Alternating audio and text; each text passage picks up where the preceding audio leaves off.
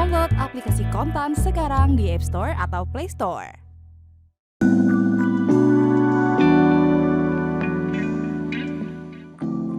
Nilai tukar dolar AS kembali terpukul setelah investor mencemaskan makin menipisnya independensi Bank Sentral Amerika Serikat, The Fed. Mata uang negeri Paman Sam itu kini meluncur ke titik terendah selama lebih dari 3 tahun terakhir. Presiden Donald Trump pada Rabu 25 Juni kembali melontarkan kritik keras terhadap Ketua The Fed Jerome Powell, menyebutnya sebagai sosok yang buruk. Ia juga menyatakan telah mengantongi 3 hingga 4 nama calon pengganti untuk posisi tertinggi di bank sentral tersebut.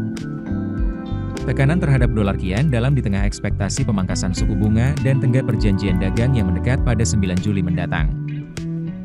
Pada Kamis 26 Juni, indeks dolar yang mengukur kekuatan greenback terhadap 6 mata uang utama lainnya kembali melemah tajam, menghapus penguatan tipis sebelumnya yang sempat dipicu oleh arus investasi ke aset safe haven akibat ketegangan di Timur Tengah.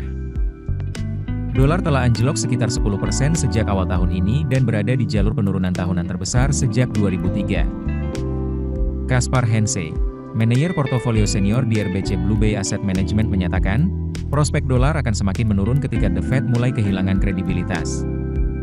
Terlebih sosok pengganti Powell kurang mempertimbangkan risiko fundamental dalam memangkas suku bunga.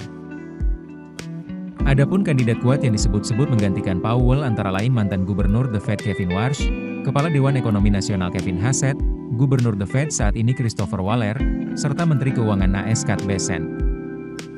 Yang pasti, pejabat yang ditunjuk adalah seseorang yang bakal lebih condong mendukung agenda Trump, yakni memangkas suku bunga secepatnya.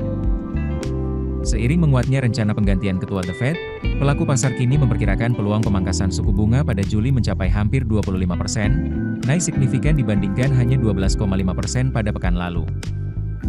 Yang pasti, upaya intervensi Trump terhadap The Fed membuat kredibilitas dolar semakin menurun.